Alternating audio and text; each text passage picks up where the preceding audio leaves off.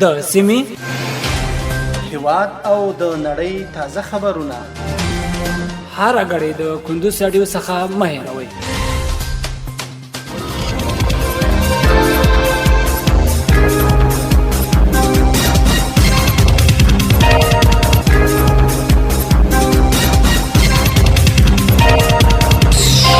السلام علیکم. د کندوز رادیو درنو اوریدونکو ستړي مشئ. پام وړم د کندوز رادیو څخه د دې سات تازه او مهمو وروستۍ خبرونو ته. نن یکشنبه د اودیا د کپ د میاشتې د 10مه د 2023 میلادي کال د مارچ میاشتې 3 نیټې سره سمون لري. روانه خبري غړې درته زه سیر احمد سایل وړاندې کوم. خو په سر کې هم د څو مهمو خبرونو سرټکی.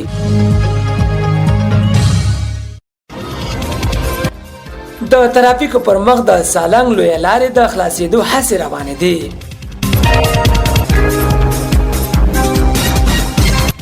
د مزار شریف البرز لار د ترافیکو پر مخ پرانستل شوه.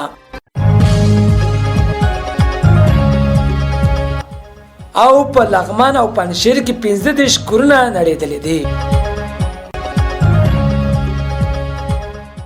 وسم بشپړ خبرونه. د ترافیکو پر مخ د سالنګ لوی لارې د خلاصېدو هڅې روانې دي. د ټولګټو وزارت د ترافیکو پر مخ د سالنګ لوی لارې د خلاصولو په موخه د هڅو خبر ورکړی دی. د یاد وزارت ویان اشرف حق شناس رسنۍ ته ویلي چې د سالنګ لوی لاره د زیاتې واورې له کبله نن څلورمې ورځې لپاره هم د تګ راتګ پر مخ بنده ده، خو د خلاصولو په موخه یې ګړندۍ هڅې روانې دي.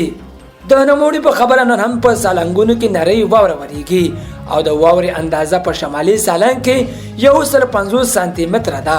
په داسې حال کې چې تونل ته نږدې دغه اندازه کابو 300 مترو ته رسېدلی او تر دې دمه په دغه لاره د واورې ښویېدنې 15 شپې رامنځته شوي دي.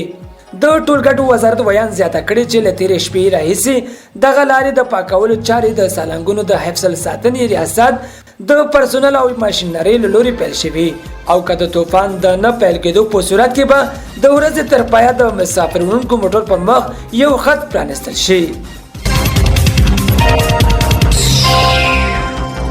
په لغمان او پنجشیر کې 15 کورونه نړېدلې دي. د لغمان او پنجشیر سیمه ییز مسؤلین وایي چې په دغه ولایتونو کې د وروستیو ورښتونو له امله 15 کورونه ویجاړ شوي دي.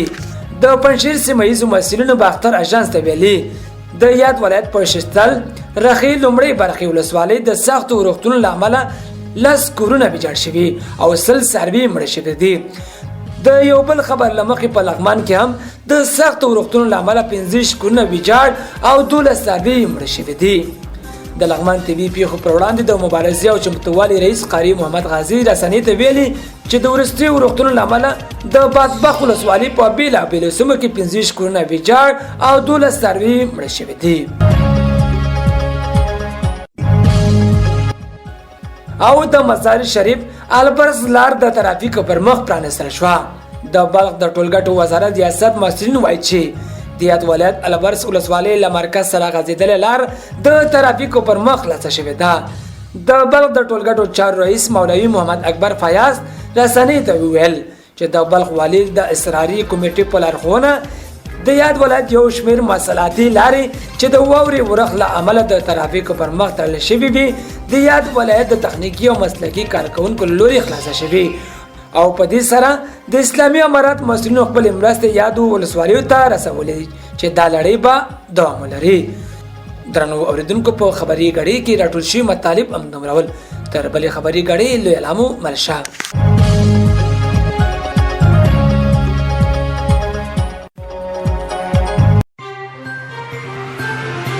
د سیمې هیواد او د نړۍ تازه خبرونه هر غړي د کندوز رادیو څخه مه هېروئ.